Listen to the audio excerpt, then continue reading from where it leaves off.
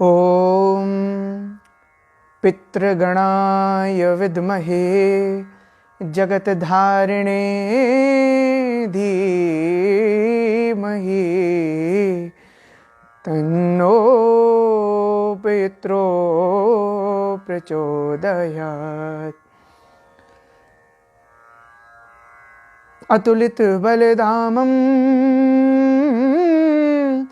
हैमशैलाभदेहं धनुजवङ्कृशानुं ज्ञानिनामग्रगण्यं सकलगुणनिधानं वानराणामधीशं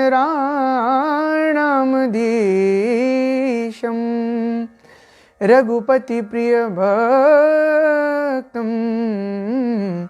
भातजातं नमामि।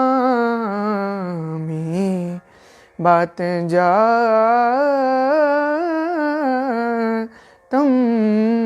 नमामि। हरिओम तत्सत। हरिओम। जय श्री राम। आप सभी सोशल मीडिया प्लेटफॉर्म से जुड़े हुए मेरे मित्रों को और इस वक्त फेसबुक लाइव मुझको देख रहे और मुझसे बात कर रहे समस्त साधुजन, संतजन, गुरुजन, विप्रजन, कविजन, बंधुजन, बालक व वृद्धजन, मेरे सभी भाई बहन, सभी को बारंबार सादर राधे राधे, जय सिया राम।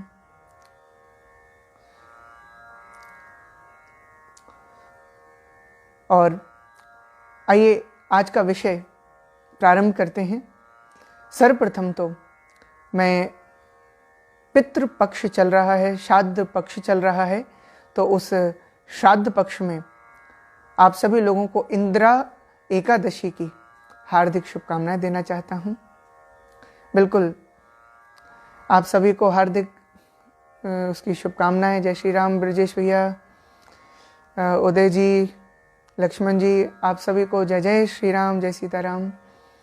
आज जिस विषय को लेकर मैं आपके बीच आया हूं, उससे पूर्व जैसा कि आप सब जानते हैं 2 अक्टूबर को, इस तारीख को लोग इंटरनेशनल कैलेंडर मानक से गांधी जयंती और लाल बहादुर शास्त्री जी की जयंती के रूप में जानते हैं। उसकी भी आपको शुभकामनाएं।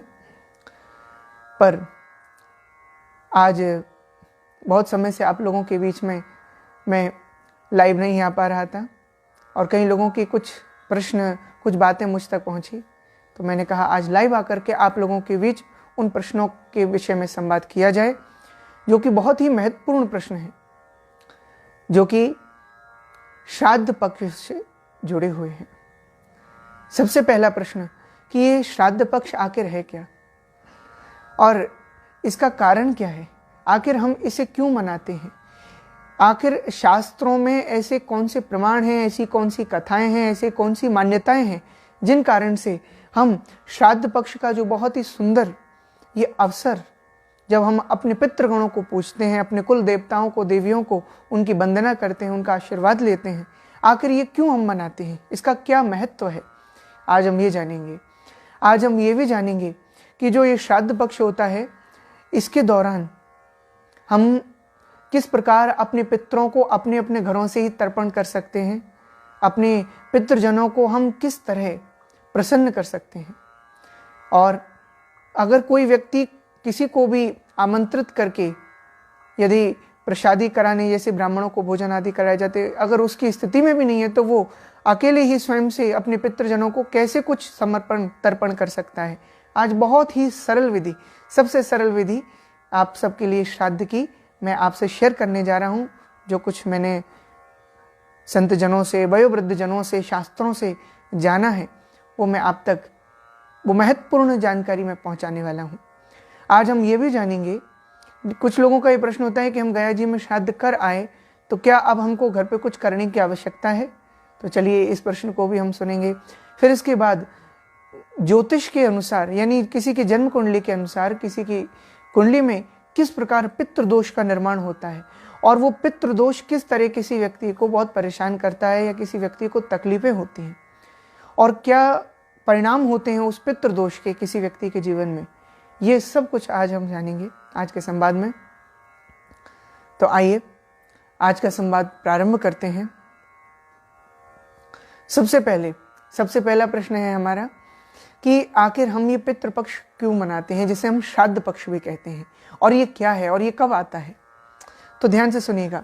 हमारे शास्त्रों की ऐसी मान्यता है कि जो भाद्रपद मास की पूर्णिमा होती है उससे प्रारंभ होकर, और जो अभी आश्विन मास चल रहा है जिसकी आज एकादशी है, जिसे हम इंदिरा एकादशी कहते हैं, इस इंदिरा एकादशी के अमावस्या तक ये जो 16 दिन होते हैं, इन 16 दिनों को हम श्राद्ध पक्ष कहकर बुलाते हैं, यानी पितृ पक्ष कहकर के बुलाते हैं, जानते हैं। और इस समय में हमारे जो पितृजन हैं, वो जो कि अपनी आत्मा से इस शरीर से मुक्त हो गए, उनकी देहावसान हो गया, और जब वो यहाँ से अपनी आत्मा से जाते हैं तो वो सूक्ष्म लोक में पहुंच जाती हैं आत्माएं। कब तक रहती हैं? जब तक किसी अन्य शरीर में नहीं हो जाती हैं, उनका मोक्ष नहीं हो जाता। तो जब वो आत्माएं सूक्ष्म लोक में रहते हुए अपने जनों तक अपना आशीष पहुंचाना चाहती हैं, तो उसके लिए जब ये आश्विन मास में ये जो 15 दिन, ये जो कुल 16 दिनों का अवसर आता है, तो ये दिन पितरों का धरती पर आना होता है। और वे पितृजनाः धराः आगच्छन्ति, वे आते हैं, आकर के और अपने परिजनों के पास रहते हैं, उनके घरों में निवास करते हैं। उनके द्वारा किसी की भी सेवा होती है तो वो उसे स्वयं स्वीकार करते हैं। और इसके विषय में भी हम जानेंगे कि भाई आखिर ऐसा कैसे हो सकता है कि वे पितृजन हमारा पा रहे हैं, और हमको किस प्रकार वे प्रसन्नता दे सकते हैं, उन्हें क्या पसंद है क्या नापसंद है, इसके बारे में भी हम अवश्य बात करें। पर देखिए, आप लोगों ने सबसे मूल विषय तो जान लिया कि हाँ, ये पितृपक्ष इसलिए क्योंकि इस दौरान पितृजन आते हैं। और आपको आमतौर पर देखने को मिलता होगा कि ब्राह्मणों को भोजन कराकर, गौ माता को भोजन कराकर, श्वान को, कौवे को भोजन करा करके हम पितृजनों को ही पवाते हैं। और जब पितृजन इस पाक को पाते हैं तो वे प्रसन्न होकर के हमारे पितृ दोषों का नाश करते हैं और हमको अपने आशीर्वाद से अनंत सफलताएं प्रदान करते हैं।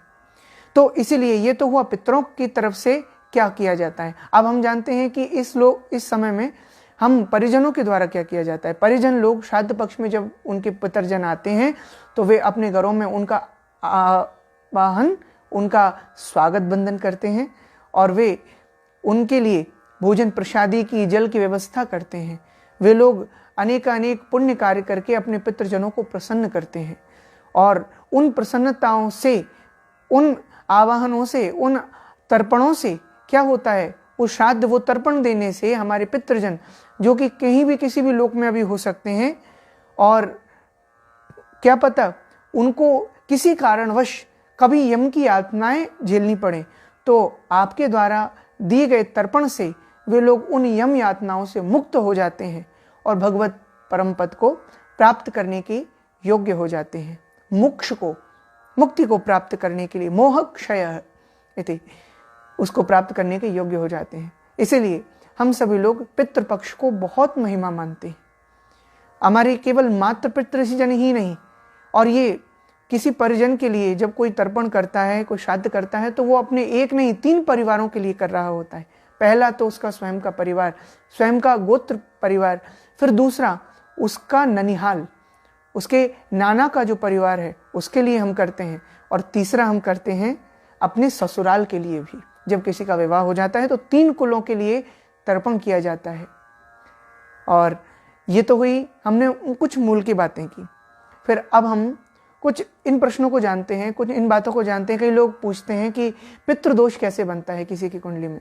तो आप लोग ये जानें कि जब किसी की जन्म कुंडली में ज्योतिषी मानक है, ये ज्योतिषी मानक के अनुसार किसी की जन्म कुंडली में, जैसे लोग मानते हैं 9वें घर में यदि सूर्य केतु का योग बन रहा हो, राहु वहां पर हो, या फिर गुरु केतु का योग बन रहा हो, या किसी भी प्रकार से ये जो पापी ग्रह है ये हमारे शुभ ग्रहों को ग्रसित करके पितृदोष का जब निर्माण करता है, बहुत सी इसकी व्याख्याएं की जा सकती हैं, अभी कम समय में मैं सब तो नहीं कहूँगा, तो हम फिर कभी इसके बारे में बात करें।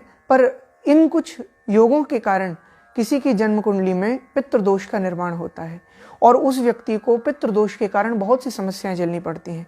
जैसे कि आप सभी लोग ये भी देख सकते हैं कि जब पितृदोष का निर्माण होता है या कोई पितृ से संतृप्त होता है, परेशान होता है, तो उस परिवार में, उस घर में कई बार हम लोगों को देखने को मिलता है कि संतानें विकलांग जन्म लेती हैं। उनकी कई घटनाएं अचानक हो जाती हैं, अकस्मात हो जाती हैं, जिस कारण से परिवार सब परेशान हो जाते हैं, तितर बितर हो जाते हैं। तो ऐसी अकस्मात घटनाएं और कई जन्म से मिलने वाली हम लोगों को विपदाएं जो प्राप्त होती हैं, उनको हम पितृ दोष से जोड़ करके देखते हैं।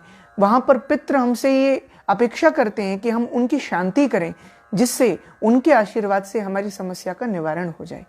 तो इसीलिए हम सभी लोग पितृ पक्ष में यानी श्राद्ध पक्ष में साल भर में हर साल हमको ये मौका मिलता है कि हम अपने सभी पितृजनों को प्रसन्न कर लें।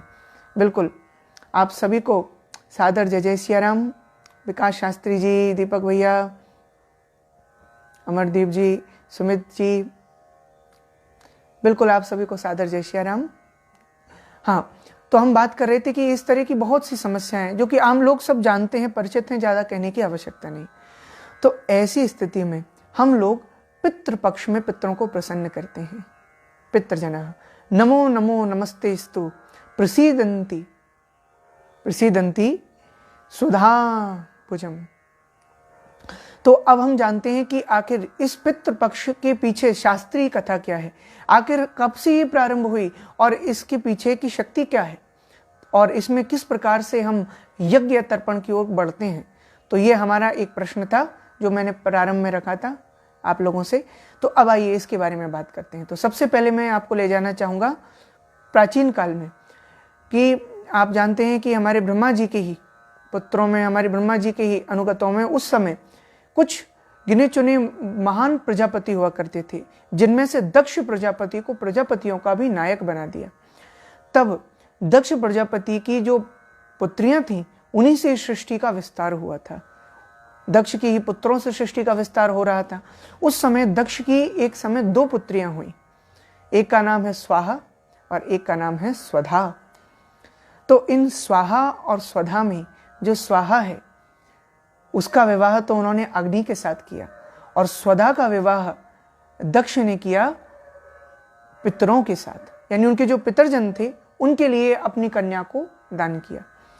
तो अब आप जानते हैं कि जो शेष 11.5 महीने जो हमारे साल भर के होते हैं, उन महीनों में स्वाहा की जाती है। कभी भी आप यज्ञ आहुति करते हैं तो उसमें स्वाहा का उच्चारण हम करते हैं। जी हाँ जी, बंशी गुप्ता जी, युवराज भैया, जय जय श्री कृष्ण, जय श्री राधे।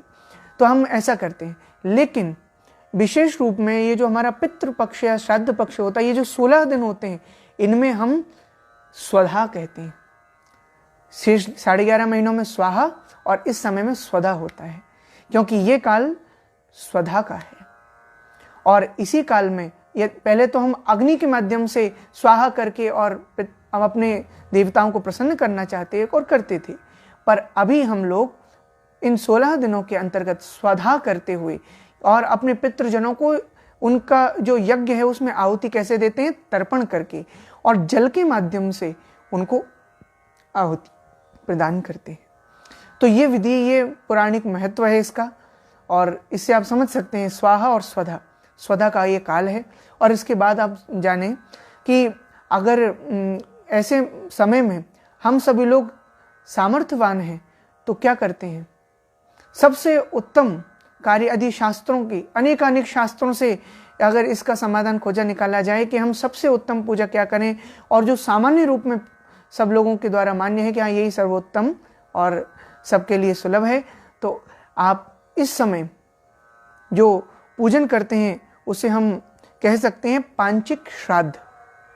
पांचिक श्राद्ध ये सर्वोत्तम है। पांचिक श्राद्ध में क्या किया जाता है, 5 चीजें की जाती हैं। इस समय होता है आपका जप, आपका तप, आपका तर्पण, मार्जन और विसर्जन। इन पांचों के माध्यम से अपने पितृजनों को हम प्रसन्न करते हैं। ये हैं हमारे पांचिक श्राद्ध। और हम क्या कर सकते हैं, और हम नारायण बलि का पाठ कर सकते हैं, इस समय में श्रीमद् भागवत जी का पाठ कर सकते हैं, और आप सभी लोग इस समय पंचबली भी कर सकते हैं, जो की जाती है आमतौर पर। इसका बहुत महत्व होता है। अच्छा, आप अब सोच रहे होंगे पंचबली क्या होती है। तो देखिए, पंचबली है 5 जनों को हमें 5 प्रकार का अन्न पवाना होता है, उसे हम पंचबली कहते हैं। अच्छा, अब आप लोग ये जानें कि आमतौर पर लोग जब अपने अपने घरों में गया जी में जैसे श्राद्ध हो गया है, तो उसके बाद प्रतिवर्ष इस श्राद्ध के समय में जिस तिथि पर हमारे जो पितर हैं और जिस पितर के नाम पर हम जो आमंत्रण निमंत्रण करते हैं और निज जनों को या विप्र जनों को बुलाकर भोजन पवाते हैं, तो वो तिथि कैसे निर्धारित होती है। जिस तिथि को उन्होंने शरीर छोड़ा होगा, उस तिथि के आधार पर हम लोग अपने घर पर कुछ पूजा रखते हैं, और उसके आधार पर हम लोगों को उस दिन अगर पंचबली की विधिवत पूजा करनी है तो 5 लोगों को पवाना होता है। कौन कौन 5 हैं? गौ माता, चींटी, देवता, पीपल का वृक्ष, और 5वां है स्वान। इन 5 को ध्यान रखें और इनको पहचानें, ये आपके आसपास ही आपको मिल जाएंगे। पुनः मैं आपको इनका नाम ले रहा हूं। ये पंचबली जो है ये 5 को दी जाती है, तो आप इस क्रम से इसे समझ सकेंगे कि सबसे पहले तो हमारी गौ माता को हम देते हैं, गौ माता को, फिर चींटी को दिया जाता है, फिर देवताओं को, फिर पीपल वृक्ष को, और फिर श्वान को। श्वान को सबसे अंत में देना है, हाँ, ये ध्यान रखिए।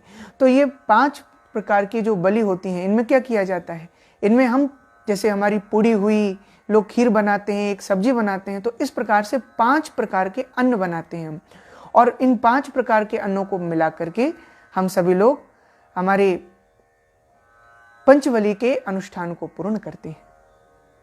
राधे राधे गोपेश भैया, जय जय सिया राम रविंद्र जी। तो इस प्रकार हम सभी लोग हमारी पंचबली को पूर्ण करते हैं। और अब कई लोगों के मन में ये प्रश्न उठता है कि हम लोग अगर गया जी से आ गए हैं और श्राद्ध कर दिया है, तो क्या फिर भी घर पर हम कुछ कर सकते हैं? तो जी हाँ, अगर आप गया जी में श्राद्ध देकर आ गए हैं तो भी कई चीज़ें हमारे साथ सदैव जुड़ी रहती हैं। तो आप सभी लोगों को इस बात का ध्यान रखना है कि आपके द्वारा ये जो पितृ पक्ष, श्राद्ध पक्ष है, इस समय में अपने ब्राह्मण जनों को, गौ माता को और कौवे को, इनको किसी न किसी रूप में आप श्राद्ध अवश्य दें। अब मान लो किसी व्यक्ति की अवस्था नहीं है कि कोई व्यक्ति बीमार है, तो किसी ब्राह्मण विप्र को बुलाने की स्थिति में नहीं है, घर से भोजन सब नहीं बना सकता, तो आप गौ माता को पवा दीजिए घर के बाहर, उनको तो पवा ही सकते हैं। फिर इसके बाद अगर किसी व्यक्ति की वो भी स्थिति नहीं कि वो घर से बाहर निकले, तो आप किसी श्वान को दे सकते हैं यूं द्वार से, और वो भी स्थिति नहीं है तो आप छत पर जाकर कौवे को तो कुछ रोटी के टुकड़े तो खिला ही सकते हैं। तो इन कुछ विशेष हमारी मान्यताओं को आप समझें और इनका पालन करें, क्योंकि हमारा सनातन धर्म संपूर्ण विज्ञान पर आधारित है। इसके जैसा विज्ञान संसार में कहीं नहीं, और ये विज्ञान इवॉल्व हुआ है। This science has been evolve from the very existence of all of us as a human being. So we all what needs to be, we all need to be conscious about what we are doing around our world, what we do to live। और हम लोगों को इसलिए इस बात का निश्चय करना चाहिए कि हमारे जो पूर्वजन हैं उनके हमारे ऊपर कितने ऋण हैं। हम 3 प्रकार के ऋण कहते हैं ना, जिनमें से एक ऋण पितृ ऋण होता है, देव ऋण, ऋषि ऋण और पितृ ऋण। तो इन तीनों ऋणों को हम अगर निभाना चाहते हैं, उनसे मुक्त होना चाहते हैं और एक सफल मानव का जीवन जीना चाहते हैं, we want to be a successful human being first, avoiding all other distraction to be like we wanna this, we wanna bowl or we wanna anything else। So first of all हमको हमारी कुछ सनातनी मान्यताओं को समझकर बस उन्हें भाव से, श्रद्धा से पालन करना है और ये समझना है। जी जय जय श्री कृष्ण अतुल भैया। तो हमको इन्हें जय जय श्री राम, राधे राधे दीपक भैया। तो हाँ, हमको ऐसे समझना है कि श्राद्ध क्या होता है, श्राद्ध का शास्त्रीय महत्व, इसका अर्थ भी हम पहचानेंगे। मैं आपको विश्राम के समय फिर बताऊं, पर अभी हम देखें कि हम लोग अगर अपने घर पर हैं और कुछ भी नहीं जानते हैं और कुछ भी नहीं कर सकते हैं, तो आप क्या करें, आप सभी लोग अपने हाथ को देखें और आज ये पहचानें कि आप अपने हाथ से कैसे पहचान सकते हैं कौन सा तीर्थ किस कोने पर है हाथ में और तीर्थ के किस स्थान से हम पितरों को देते हैं। तो जैसे देखें, आप जब उंगली के इन स्थानों को देते हैं तो हमारे हाथों में तीर्थ विराजमान है। 4 तीर्थ कहे जाते हैं, जैसे देव तीर्थ, ऋषि तीर्थ, पितृ तीर्थ, जल तीर्थ, इस प्रकार। तो अभी आप लोग देव तीर्थ यहाँ से छोड़ते हैं, इसलिए कभी हम देवताओं को अर्पण करते हैं ना जल। आप कभी सूर्य भगवान को अर्पण करें, आदित्य से नमस्कारान ये कुर्वन्ति दिने दिने आयु प्रज्ञा बलम वीर्यम तेजस्ते सातर जायते। तो आप इस प्रकार सामने की उंगलियों से करते हैं। आप कभी ऋषियों को करें तो ऋषियों को इस प्रकार से जल छोड़ा जाता है। ये जो हाथ का भाग है ये बिंदु है। और जब हम कभी लोग, राधे राधे तरुण भैया, अशोक भैया, तो हम जब लोग कभी पितरों को देते हैं तो पितरों के लिए हमको हाथ का ये जो भाग दिख रहा है, आप लोग पहचान रहे हैं ना, ये अंगुष्ठ का भाग है, तो हमें यहाँ से छोड़ना होता है पितरजनों के लिए। और ये पहचान है कि हम किस प्रकार पितरों को जल अर्पण करते हैं।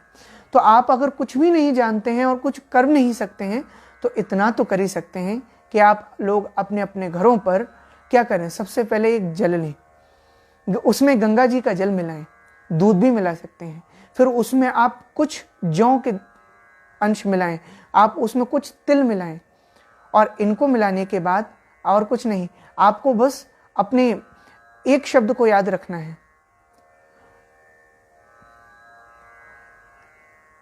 जय जय श्री राम, जय श्री राम। जी हाँ, श्रीधाम वृंदावन जी। तो हाँ, आप लोगों को तृप्यताम इस शब्द का ध्यान रखना है। तृप्यताम इस शब्द का उच्चारण करते हुए आप लोगों को तीनों को 11-11 बार देना है। कौन 3? देखो, आपका देव तीर्थ हुआ, आपका ऋषि तीर्थ हुआ और आपका पितृ तीर्थ हुआ। इसलिए कभी भी देखना, पितृ के समय पितरों के लिए यूं छोड़ा जाता है। ये विधान है, ये मान्यता है, क्योंकि ये this is all science we have, और the modern science also has proven that the most nerves connected to the brain are directly proportional, directly visible, seen inside our hand. हमारे हाथों में मस्तिष्क से सबसे ज्यादा कोशिकाएं होती हैं और इसलिए हस्तरेखा भी एक विज्ञान के रूप में आज देखा जाता है। तो हम अपने हस्त में ही अनेकों तीर्थों को भी धारण करते हैं। किसी भी पुण्य पल को करने के लिए हमारे विधानों को करने का हमें ध्यान होना चाहिए कि किस विधान का कितना महत्व, कब, कितना, कैसे बताया गया, तो हम सारे लाभों को पूर्णतः अपने जीवन में ले सकते हैं। कई लोग अधूरी जानकारी के कारण पूर्ण लाभों से वंचित रह जाते हैं और बाद में वो परेशान होते हैं। तो इसलिए हमको इन कुछ मान्यताओं को थोड़ा भाव से समझना चाहिए। और क्योंकि श्राद्ध का तो भाव ही है, श्रद्धाम दीयते इति श्राद्ध, जो श्रद्धा से दिया जाए वही श्राद्ध है। तो हाँ, अब हम सभी लोग बात कर रहे थे कि आप लोग किस प्रकार घर पर रह करके कर सकते हैं। नारायणाय नमः, इस मंत्र का भी आप जाप कर सकते हैं। ये मंत्र आप कहीं पर भी अच्छे कार्य में प्रयोग करके और कोई भी शुभ कार्य करें, क्योंकि हम जानते हैं कि आज कलयुगी जीवन कितना कलुषित हो गया है। देहे अस्ति मांस रुदरे अमिमत्यम त्यजतम जाया सुतादशु सदमं ताम विमुंच पश्यानशम जगदगदम क्षणभंगनिष्ठम वैराग्य राग रसको भवभक्ति निष्ठ। तो हम लोग देखते हैं कि आजकल कितना कलुषित जीवन हो गया है, लोगों को बीमारियां घेर रही हैं। पहले के लोगों के लिए इन बीमारियों के नाम भी नहीं होते थे और आज लोग उन बीमारियों से दिन रात जूझ रहे हैं, उस डर में जी रहे हैं, उस कोहराम में जी रहे हैं, जो कि हमारे एक सनातन धर्मावलंबी, एक हिंदू के जीवन में चिंता का विषय कभी नहीं रहा। तो हम सभी लोगों को एक सनातन का जीवन, एक हिंदू का जीवन किस स्वाभिमान के, किस आनंद के साथ जिया जाता है, ये सीखना है। तो आप सभी युवा वर्ग के लिए मैं आज का ये संवाद लेकर के आया हूं कि आप लोग समझें कि इस पितृ पक्ष का हमारे पूर्वजनों से क्या तात्पर्य होता है। आप जानते हैं कि हमारा जो डीएनए होता है वो हमारी पहचान होती है, और वो डीएनए किससे मिलता है? हमारे पितरों से हमको मिलता है। यदि हमारे पितृ हमको यदि जन्म ना देते तो आज हम इस संसार में ना होते। तो हमको उनका सदैव आभारी रहना चाहिए। जय हो, जय हो, जय श्री राम। आचार्य सौरभ भैया, विनय भैया, जय जय श्री राधे राधे। तो इस प्रकार हम सभी लोग पितृपक्ष का ये महत्व जाने, और आप लोगों ने ये भी देख लिया कि पितृपक्ष में पंचबलि किस प्रकार की जाए, पांचिक श्राद्ध किस प्रकार की जाए, मैंने उसका भी विषय आपको बताया। हमारे तीर्थों के प्रकार भी आपने जाने, और ज्योतिषी परिमाण किस तरह हम लोग देखते हैं। नरेश भैया, जय सिया राम, जय श्री कृष्ण।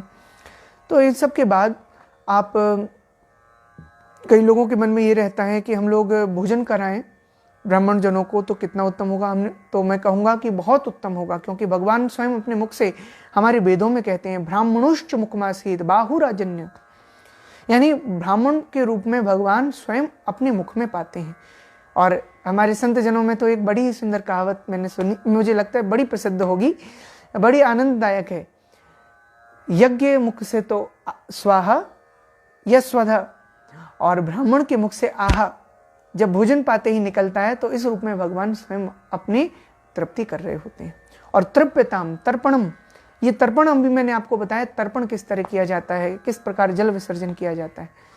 तो आप ये कर सकते हैं, आपको कुछ नहीं करना है, कुछ भी अगर कोई नहीं जानता है तो आप लोग ये जो तर्पण है इसके लिए अपने अपने घरों से, अपने अपने स्थान से, अपने आसपास के जितने भी जीव जंतु हैं उनका ध्यान रखें, उनके लिए जल रख दें, उनके लिए कुछ आहार विचार का कुछ व्यवस्था कर दें, और इसके अलावा कुछ दान कर सकते हैं।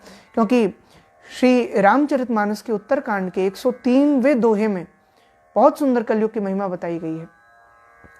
कृत युग समयुग आन नहीं, कलयुग समयुग आन नहीं, जो नर कर विश्वास, गावही सुनैजे हरि गुणहि, भवतर बिनहि प्रयास। और प्रगट पदार्थ धर्म के कलिमहु एक प्रधान, जैन कैन विधि दीने, दान करहु कल्याण। तो दान का विशेष महत्व है इस कलयुग में, इसलिए आप सभी लोग अन्न का दान करें, आप सभी लोग अपने किसी भी ऐसी वस्तु का दान करें। जैसे आपको लगता है कि अगर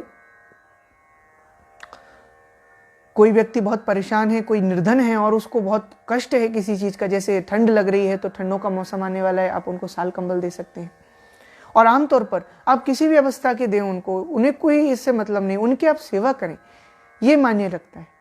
और कई लोग केवल दिखाने के लिए अगर करते हैं तो आप लोग केवल दिखाने के लिए अगर करते रहेंगे तो अच्छी बात है, आप करें, ठीक है, आप कर रहे हैं किसी भी तरह, पर केवल दिखाने के लिए उसको ना करें। मैं आपको यही सलाह दूंगा, क्योंकि हमारे जितने भी ग्रह हैं ये किसी व्यक्ति पर बहुत ही पैनी नजर रखते हैं। हमारा जो शरीर है ये विज्ञान, ये नवग्रह से किस प्रकार संपुटित हुआ है, किस तरह बना है।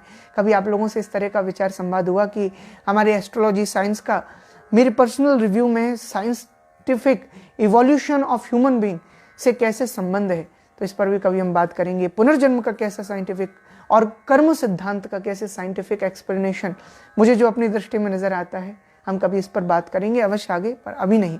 अभी हम ये जाने, इस पर बात कर रहे हैं कि हम भोजन करा रहे हैं, दान कर रहे हैं, तो ये सब क्या है, ब्राह्मणोश्च मुखमासीत, भगवान पा रहे हैं, पितृ पा रहे हैं। अच्छा, एक और बात मैं आपको बताऊं, ध्यान रखिएगा कि ब्राह्मणों को अगर आप भोजन कराएं श्राद्ध पक्ष में, तो कभी भी ब्राह्मणों को भोजन आप कराएं तो पूर्व दिशा, उत्तर दिशा या पश्चिम दिशा में मुख नहीं होना चाहिए उनका मुख होना चाहिए भोजन के समय में दक्षिण दिशा में, तभी आपको इसका पूरा फल मिलता है। जी हाँ।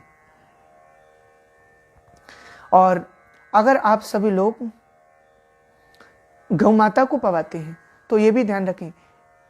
देखिए हमारे शास्त्रों ने क्या बात कही है, क्या सुंदर बात कही है। मैं कहूँगा कि हमारे शास्त्रों ने बताया कि गौ माता इतनी महान है, माता रुद्राणा द्वैता वसु नाम सुसा आदित्य नाम अमृत सेना भी। जय हो जय हो सौरभ भैया, अतुल भैया।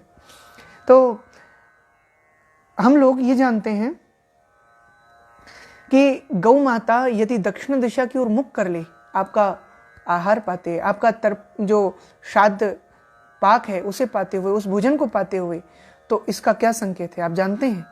इसका संकेत बहुत ही शुभ माना गया है, अत्यंत मंगलकारी इसका संकेत है।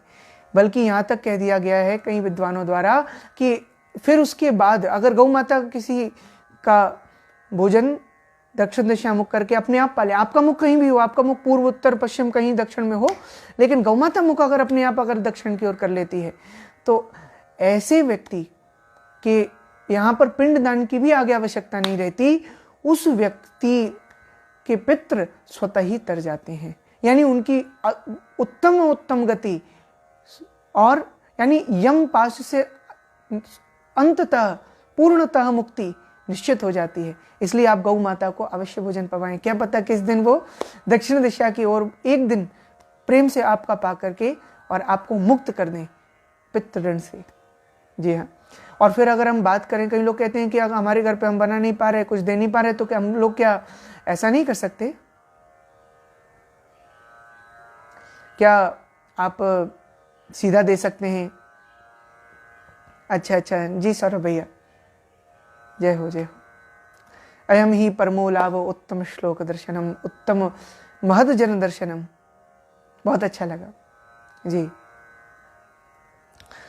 तो आप सभी लोग, हम सभी लोग ये बात कर रहे थे कि सीधा, कुछ लोग कहते हैं कि हम सीधा दे दें तो चलेगा, लेकिन मैं आपको बताऊं कि हाँ, देना गलत नहीं है, अपने मन से भाव से आप दे सकते हैं, ठीक है। लेकिन इस श्राद्ध पक्ष में महत्व किसका है कि आप स्वयं बनाकर पवाइए।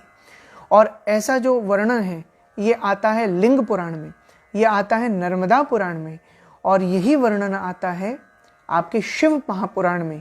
क्या आप सभी लोग गौर कीजिएगा, नर्मदा पुराण, लिंग पुराण, शिव महापुराण, इनके सिद्धांत हमको श्राद्ध पक्ष में क्या बताते हैं, क्या हमको शिक्षा देते हैं कि अगर किसी व्यक्ति के घर पर इस श्राद्ध पक्ष के दौरान चूल्हा जलता है, चूल्हा हो, सिगरी हो, जो भी अपन कहते हैं कि स्टोव, जो भी अग्नि का उत्सर्जन होता है जब, और उस अग्नि के द्वारा किसी को पवाया जाता है, दान किया जाता है, तो जितने भी प्रकार के पितृ प्रकार के हों, चाहे वासुक प्रकार के हों, आहुक प्रकार के हों, जितने भी दोष होते हैं, सारे दोष धीरे धीरे समाप्त हो जाते हैं। इति कर्तुम यदि भवतः शक्नोति तर्हि सर्व पितृ आहुक वासुक इत्यादि इत्यादि दोष अनुनाशनम सहजः भवति। हम सभी लोग पितृपक्ष के बारे में बहुत सी बातें किए और इसकी महिमा को जाने, ये जाने। अच्छा, एक और बात मैं आपको बताऊं, आप लोग ब्राह्मणों को यदि पवाएं ना, तो एक अलग से मैं आपको बात बता रहा हूँ कि ब्राह्मणों को यदि आप पवाएं ना अपने घर पर, साधु जनों को, विप्रजनों को यदि आप पवाएं, तो थोड़ा ज़्यादा बचा लीजिएगा। यानी कि उनको इतना पवा दीजिए कि उनका छूट जाए कुछ। क्यों? क्योंकि ये हमारे शास्त्र कहते हैं कि श्राद्ध पक्ष के दौरान यदि ब्राह्मणों ने इतना पाया कि उनकी थाली से छूट गया, या किसी भी प्रकार उनकी थाली से, उनके पात्र से छूट गया, और उस छूटे हुए को यदि आपने कौवे को खिला दिया, तो उससे पितृजनों को तुरंत मुक्ति मिलती है, मोक्ष मिल जाता है। और आप जानते हैं कि इन सब मान्यताओं को, जिनको मैं आपको बता रहा हूँ, कहीं ना कहीं, किसी ना किसी रूप में हमारे पितृजन हमसे सदैव जुड़े हुए हैं। आप डीएनए साइंस को तो मानते ही है ना, आप सब जानते हैं कि आज मॉडर्न साइंस ने इसको प्रूव कर दिया है कि हमारे डीएनए से ही हमारी पहचान है, एक विशिष्ट पहचान है। तो आप सबसे अलग हैं अपने डीएनए के कारण, ये अपनी पहचान है। तो उस डीएनए को आखिर हम बात करें कि ये हमारा डीएनए, ये हमारा रक्त है, हम में उनका खून दौड़ता है। लोग अपने बड़ों की बात करके कैसे गर्व से छाती तान लेते हैं, लेकिन जब हम अपने पितृजनों के लिए कुछ अर्पण करने की बात करते हैं, कुछ देने की बात करते हैं, याद रखिएगा, जिसके पास कलेजा होता है वही कुछ दे सकता है, जिसके पास सामर्थ्य होता है मन का, वही कुछ दे सकता है।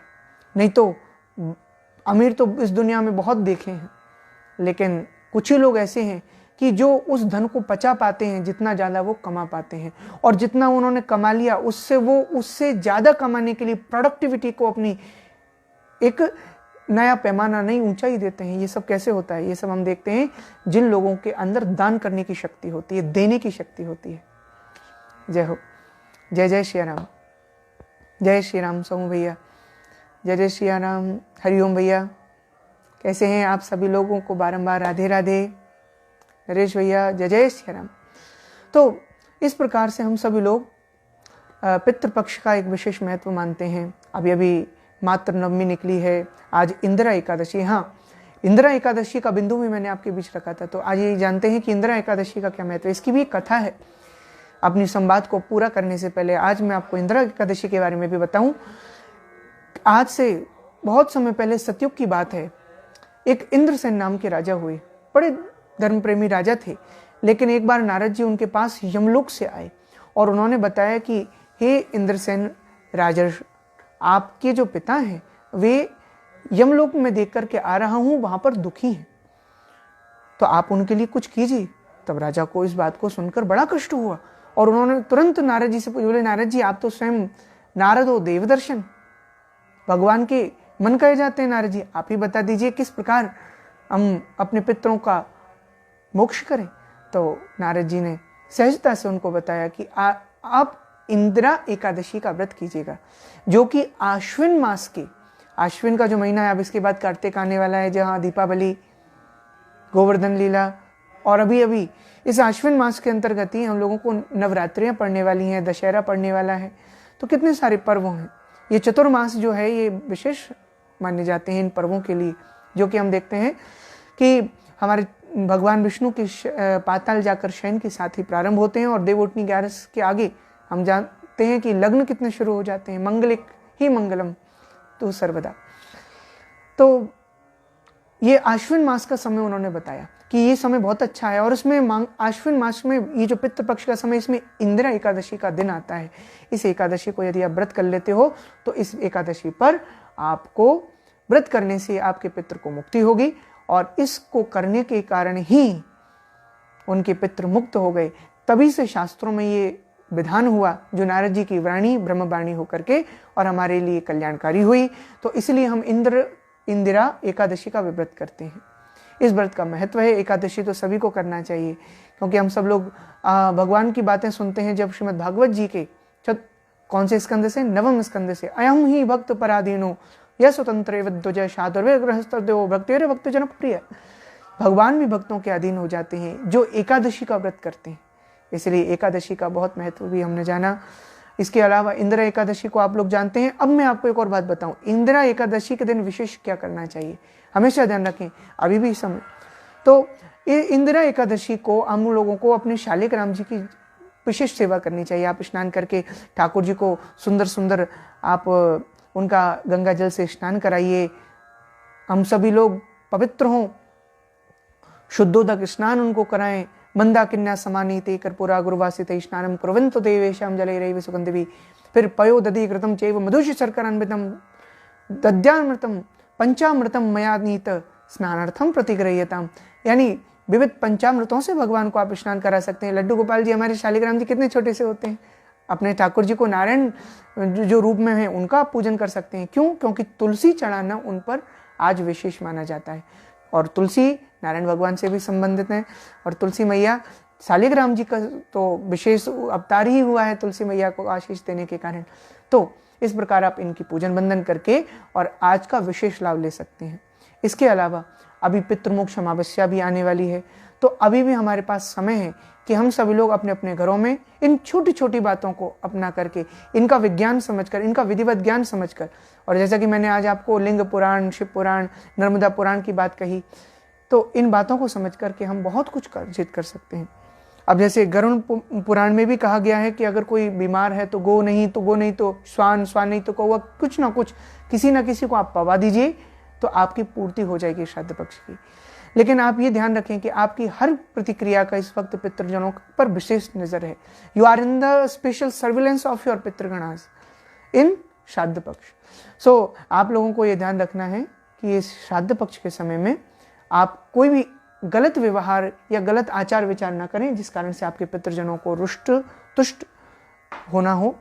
तो आप सभी लोग इन सहज बातों को अपने जीवन में उतारें, जो कि कुछ शास्त्रों से, कुछ संत जनों से, महान जनों से मुझे अनुभव में प्राप्त हुई और प्रेरणा में आई कि मैं आप लोगों तक पहुंचाऊं।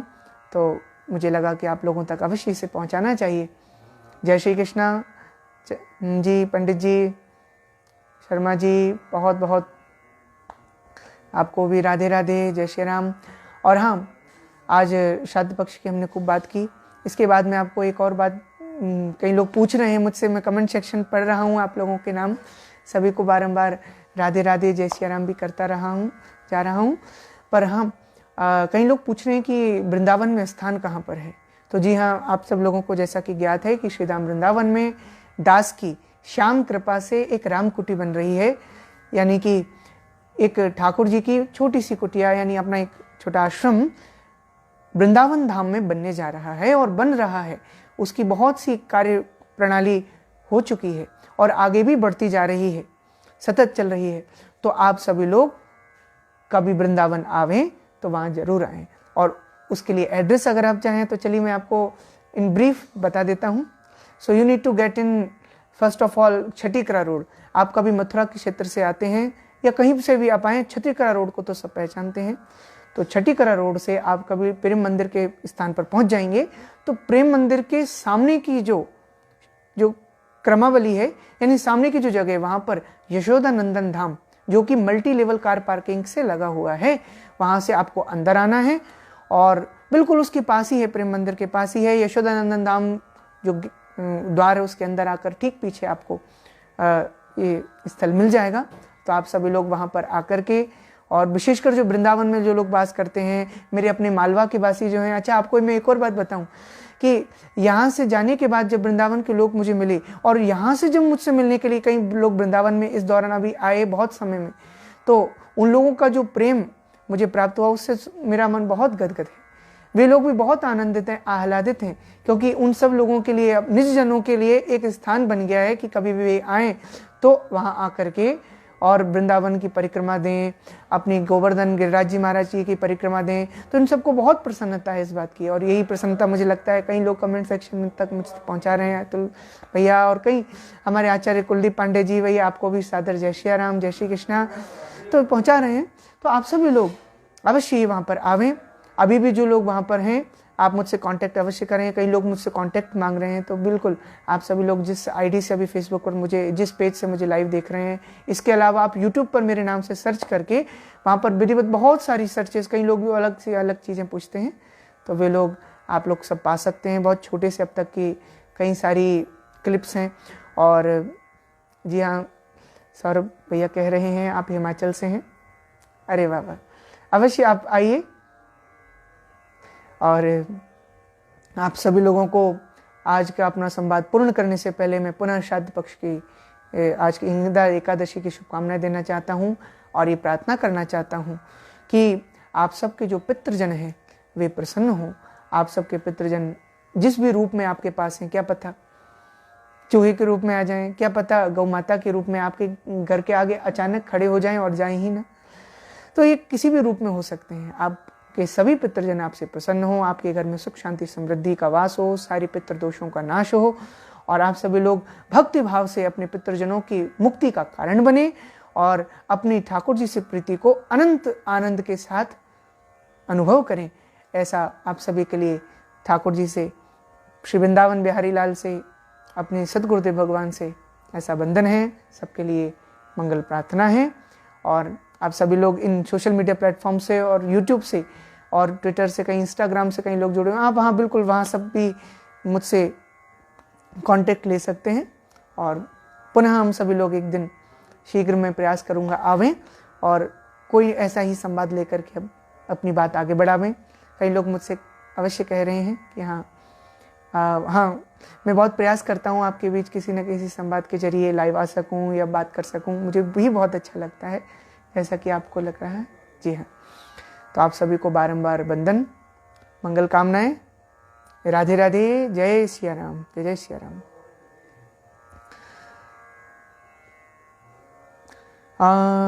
ओम पितृगणाय विद्महे जगतधारिणे धीमहि तन्नो पित्रो प्रचोदयात्। नमो नमः।